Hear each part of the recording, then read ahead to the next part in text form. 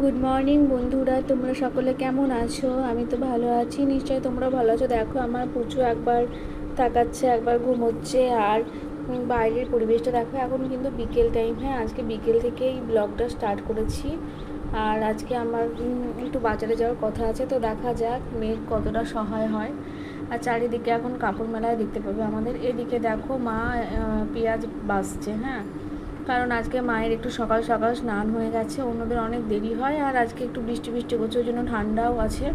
ওই জন্য মা ভাবলো যে আজকে পেঁয়াজটা বেছে নেক, হলে হয় না। আর তার চাইতেও বড় কথা হচ্ছে পুচু আমার ঘুমিয়ে আছে, না হলে হয়তো মার হতো না, পুচুকেই নিয়ে থাকতো।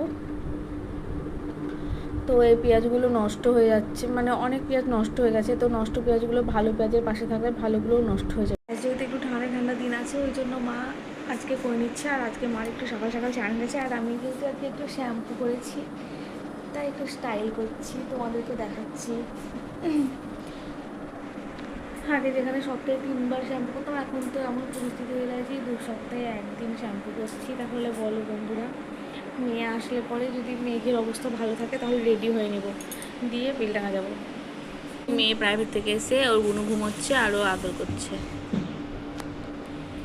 হাতের উপর সত্যি করে মাথা দিয়ে নিবে বল, এইভাবে দিয়েছি। ওইটা উঠি পড়বে বুনু। উঠুক, আমার তো সেটাই চাই। করে না, ঘুমাতে দাও বুনুকে।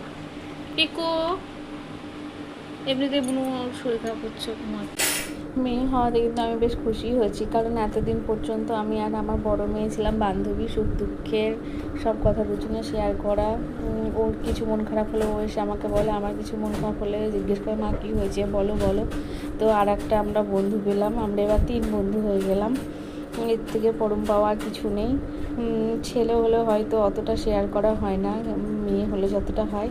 তো আমরা এখন থেকে 3জন বন্ধু হয়ে গেলাম। আর ওই যে আমার মেয়ে এখন শুয়ে শুয়ে ঢং করছে, ওকে বলছি না তোকে বাজার নিয়ে যাব না, আমি আর তোর বাবা যাবো। আর ও বলছে না, বুনু থাকবে আর আমি, তুমি আর বাবা যাব। কিন্তু শেষ পর্যন্ত কারোরই যাওয়া হয়নি, জানো তো। মেঘে এত বৃষ্টি হয়েছিল, এত বৃষ্টি হয়েছিল। এই যে দেখো, সন্ধ্যাবেলায় আমার বরমশাই ভিজতে ভিজতে চলে এসছে। আর ওর আজকে একটু চিকেন খেতে ইচ্ছে করছিল, ও নিজে রান্না করবে বলে, ওই জন্য ও আসার সময় একটু চিকেনও নিয়ে এসছে। আর আমি যেহেতু মিষ্টি জাতীয় জিনিস খেতে ভালোবাসি, সিজারের কারণে অনেক দিন খেতে পারিনি, তো ওই জন্য লতিকা আনতে গিয়েছিলো। লতিকা আমার ফেভারিট, জানো তো, কিন্তু লতিকা পাইনি, ওই জন্য ও কিছু গজা নিয়ে এসছে। আর আমি তো সেগুলো দেখে ভীষণ খুশি হয়ে গেছি।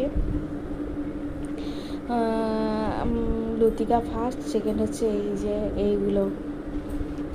তো এটা খাবো এখন, আমি খাবো, বাড়ির সবাইকে দেবো, মা বাবা, বর্ষা খাচ্ছে ওদিকে দেখো। তো এই তো। আর ওদিকে দেখো বর্ষা রানীর ভাত রান্না হয়ে গেছে, ও ভাতটা ছেঁকে নিচ্ছে আর মা মশলা টশলাগুলো করে দিচ্ছে। যেহেতু আমি পুচুকে বারবার নাচছি, তো ওই জন্য আমি করলাম না, কারণ হাতটা ধোয়ার ব্যাপার থাকে, তো মাই করে দিচ্ছে। জামাই রান্না করবে, তাই সব কিছু ঠিকঠাক।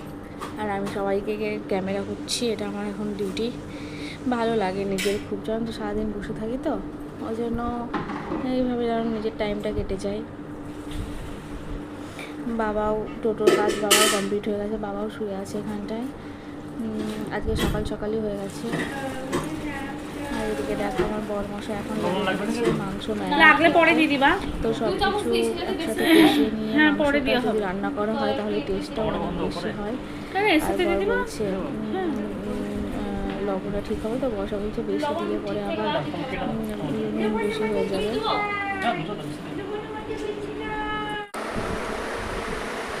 আমরা মা মেয়েতে আদর করছি, আর ওইদিকে 2জন চলে এসছে, এক্ষুনি বাইরে গেল আবার হাজির।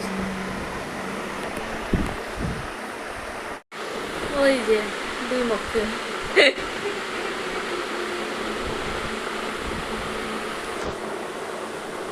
দাঁড়া। আর এদিকে জোর কদমে এখন মাংস কষানোর পর্ব চলছে। কিন্তু বন্ধুরা যাই বলো, আমি তো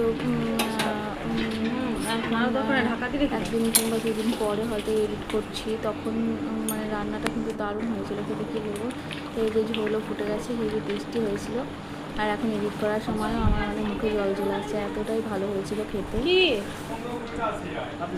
তো যাই হোক, আমাকে আর মাংস টাংস রান্না করার ঝুঁকি পোহাতে হবে না, এবার থেকে আমার পরামর্শকে বলবো তুমি রান্না করো যেদিনই হবে। আর এই যে খাওয়া দাওয়ার পর বিছানায় চলে এসেছি ফ্রেশ ট্রেশ হয়ে। ফ্রেশ ট্রেশ বলতে কি, মুখটাও ধুইনি আমি, মশারিটা টাঙিয়েই বসে গেছি। এখন কিচ্ছু ভালো লাগে না। আগে আমি ঘুমানোর আগে হাত পা ধুতাম, মুখ ধুতাম, সেই আমি এখন দেখো এমনি এমনি শুতে চলে যাচ্ছি। তো দুই পাশে দুই মেয়ে আছে। গুড নাইট, ঘুমো। তোমরাও সকলে ভালো থেকো, সুস্থ থেকো। আবার একটা নতুন ব্লগের সাথে দেখা হবে।